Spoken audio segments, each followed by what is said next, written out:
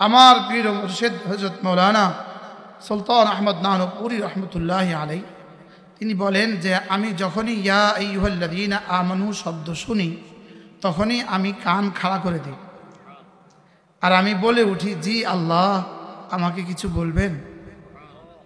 যদি আব্বা তার ছেলেকে ডাক দেয়, ছেলের কানে আওয়াজ পড়ার সঙ্গে সঙ্গে কি বলে? জি আব্বা। জি আব্বা, কিছু বলবেন?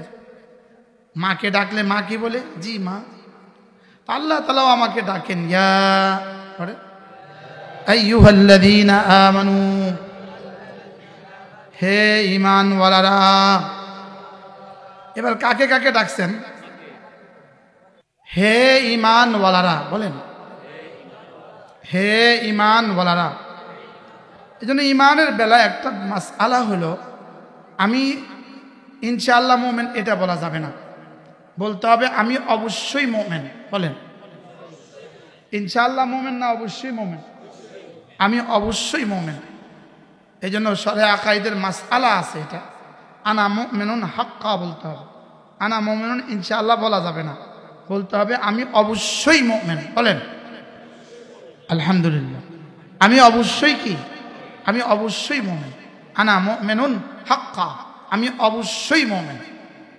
এজন্য হযরতে রাসূল করিম সাল্লাল্লাহু তাআলা আলাইহি ওয়াসাল্লাম ইরশাদ করেন, জাদ্দিদু ঈমানাকুম, ঈমানরে নবায়ন করো। ঈমানরে কি করো? ঈমানরে নবায়ন করো, ঈমানরে রিনিউ করো, রিনিউ করো, ঈমানকে তাজদীদ করো। সাহাবা জিজ্ঞেস করলেন, কাইফা নুজাদ্দিদু ঈমানানা ইয়া রাসূলুল্লাহ, আমরা আমাদের ঈমানকে কিভাবে নবায়ন করব? রাসূল করিম সাল্লাল্লাহু তাআলা আলাইহি ওয়াসাল্লাম ফরমান, ফাকসিরু বিকাউলি লা ইলাহা ইল্লাল্লাহ, লা ইলাহা ইল্লাল্লাহ, লা ইলাহা ইল্লাল্লাহ, লা ইলাহা ইল্লাল্লাহ। এটা বেশি বেশি পড়ো। একবার পড়বা তো একবার ঈমান নবায়ন হবে, আবার পড়বো তো আবার ঈমান নবায়ন হবে, আবার পড়বো তো আবার ঈমান নবায়ন হবে। যদি কেউ প্রতিদিন 100 বার করে পড়ে তো 100 বার তার ঈমান নবায়ন হবে। এই জন্য ইয়া আইয়ুহাল্লাযীনা আমানু, হে ঈমানওয়ালারা, উযকুরুল্লাহ যিকরান কাসীরা। আল্লাহ তাআলা বলেন, হে ঈমানওয়ালা, হে ঈমানওয়ালারা, উযকুরুল্লাহ যিকরান কাসীরা, বেশি বেশি করে আমার জিকির করো। বলেন বেশি বেশি করে আল্লাহ পাকের জিকির করো, বেশি বেশি করে আল্লাহ তাআলাকে ডাকো।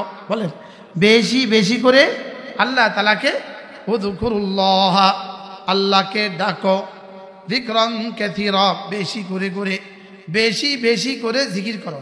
বলেন বেশি বেশি করে কি করো? আবার বলেন। তবু তো একটা আয়াতের তরজমা শিখে কবরে গেলেন যে আমি একটা আয়াতের তরজমা পারি। কি? বেশি বেশি করে জিকির করো, সকাল সন্ধ্যায় তাসবিহ পড়ো। একটা আয়াত মুখস্থ হয়ে গেল। কি?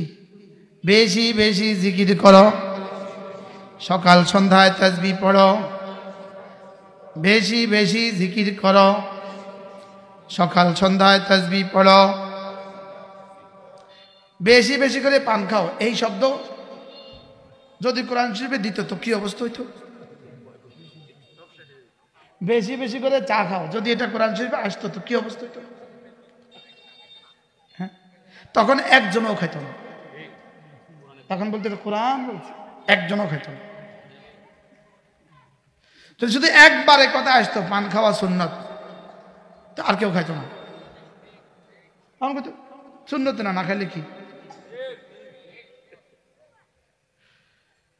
যদি কোরআন আর সুন্নাহ রাসূল যদি বলতেন ব্রুগুলো শেভ করা, এই রাখা ওয়াজিব, তাহলে সব আধুনিকরা, সব বানর গোষ্ঠীরা এগুলো শেভ করে ফেলছে।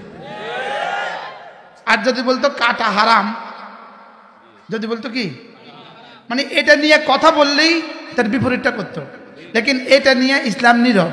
সুবহানাল্লাহ। এই জন্য এটা নিয়ে ওরাও নীরব। যেমন ধরেন টাকনোর উপরে পায়জামা তোলা, রাসূল বলেছেন টাকনোর উপরে পায়জামা বা প্যান্ট পরো। যদি ইসলাম বলতো টাকনোর নিচে পরো, সব উপরে উঠে যেত। মেয়েদের বেলা যদি বলতো তোমরা উপরে উঠাও, সব নিচে নামাজি থাকো। মানে ইসলাম যেটা বলেছে তার বিপরীতটা করতে হবে।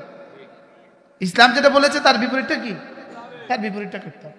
আচ্ছা, যদি মোবাইলের কথা কোরআন শরীফে আসতো, ফেসবুকের কথা যদি কোরআন শরীফে আসতো, তো কি অবস্থা হইতো? ইয়া আইয়ুহাল্লাযীনা আমানু যকুরুল্লাহা যিকরান কাসীরা, বেশি বেশি করে জিকির করো। বলেন, আবার বলেন, তুমিও পান খাও, পান খাও। বেশি বেশি করে জিকির করো। বলেন, কয়বার করতে কইছে? বেশি কতবার কি বলে? বেশি এই শব্দটা আমরে এজাফি, এটা কোনো নির্দিষ্ট বিষয় নয়। এটা হলো আরেকজনের মোকাবেলায়, আরেকজনের। ইনার কাছে আছে 1000, এটার কাছে আছে 1100, ইনি বেশি বলা, ইনি 1200, ইনি বেশি বলা, উনি 1300, উনি বেশি বলা। কি হয়? এই জন্য হযরত আব্দুল্লাহ ইবনে আব্বাস রাদিয়াল্লাহু তাআলা আনহু বলেন যে এখানে আল্লাহ তাআলা একটা শব্দ বলেছেন কাসীরা।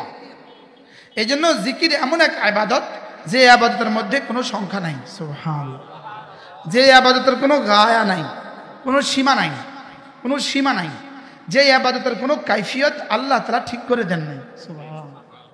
এর মধ্যে শর্তও নাই, ফরজও নাই, রুকনও নাই, ওয়াজিবও নাই। সুবহানাল্লাহ। জিকির এমন এক ইবাদত যেটা ছুটে গেলে কখনো কাজা নাই। বলেন, যেটা ছুটে গেলে কি নাই? আজীব না? জিকির ছুটে গেলে কি নাই? কাজা নাই। জিকির ছুটে গেলে, নামাজ ছুটে গেলে কি আছে? রোজা ছুটে গেলে কি আছে? लेकिन জিকির ছুটে গেলে কি নাই? জিকির ছুটে গেলে কাজা নাই কেন? যেমন ধরেন ঠিক এখন 6:30 বাজে, এই সময় আমার উপরে কিছু জিকির আছে। এই সময় কেউ যদি জিকির না করে তো সে এটা করবে কখন? আচ্ছা 10:30 বাজে করবে, কাজা করবে। তো 10:30টার জিকির যেটা আছে সেটা যাবে কোথায়? নামাজের কাজা কেন আছে? ওই সময় আদা নাই, এজন্য ওই সময় কাজা করে ফেলো। কিন্তু জিকির 24 ঘন্টায় আদা আছে। জিকির মূলত সময়ের ফরিজা, জিকির হলো সময়ের দায়িত্ব। বলেন, জিকির কিসের ইবাদত? সময়ের ইবাদত। বলেন, জিকির কিসের ইবাদত? কোন সময়ের ইবাদত? 24 ঘন্টার সময়ের ইবাদত। জিকির কোন সময়ের ইবাদত? 24 ঘন্টার সময়ের ইবাদত। জিকির মূলত কেন দিলেন? জিকির মূলত দিলেন কেন? জিকির মূলত দিলেন ফরায়েজ, ওয়াজিবাত, সুন্নতে মুআক্কাদাকে তাকমিল করার জন্য। সুবহানাল্লাহ। ফরায়েজ, ওয়াজিবাত, সুন্নতে মুআক্কাদাকে পূর্ণাঙ্গ করার জন্য। ওগুলোর কমি খামিগুলোকে এগুলো দিয়ে কি করার জন্য? দাফে দারার, জালবে মানফাতের জন্য। বলে ওগুলোর কমি খামি এগুলো দিয়ে পুরা করে দিবে আল্লাহ তাআলা। সুবহানাল্লাহ। আল্লাহ তাআলা চাচ্ছেন আমার 24 ঘন্টার জিন্দেগি আমাকে কোনো না কোনো ইবাদতে লাগিয়ে দিতে, কোনো না কোনো ইবাদতে কি দিতে? লাগিয়ে দিতে। এই জন্য জিকির এতটা সহজ করেছেন, অজু লাগে না। এটা যদি অজু লাগতো তো আমরা বিমানে বসে বসে কেমনে পড়তাম? অজু লাগতো তো গাড়িতে বসে বসে কেমনে পড়তেন? হ্যাঁ, গোসল লাগে না। গোসল লাগলে রাত 10টা গোসল ফরজ হয়েছে, তো ফজর পর্যন্ত আপনি জিকির কেমনে করতেন? এই জন্য জিকিরে কি লাগে না? বলেন, অজু লাগে না। আর কি লাগে না? গোসল লাগে না। জিকির দাঁড়াতে হয় না, জিকির বসতে হয় না, জিকির হাঁটতে হয় না, চড়া করে আওয়াজ দিতে হয় না। সুবহানাল্লাহ। জিকিরের 3 অঙ্গ ব্যবহৃত হয়। কয় অঙ্গ? দিল, জবান, কান।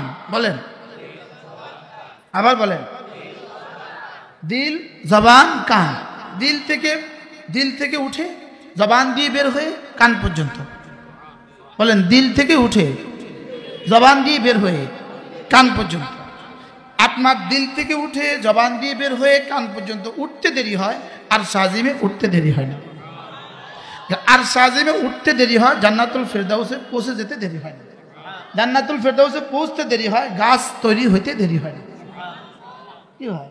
ভবন তৈরি হইতে কি হয় না? এই বলতে যতক্ষণ, হইতে ততক্ষণ।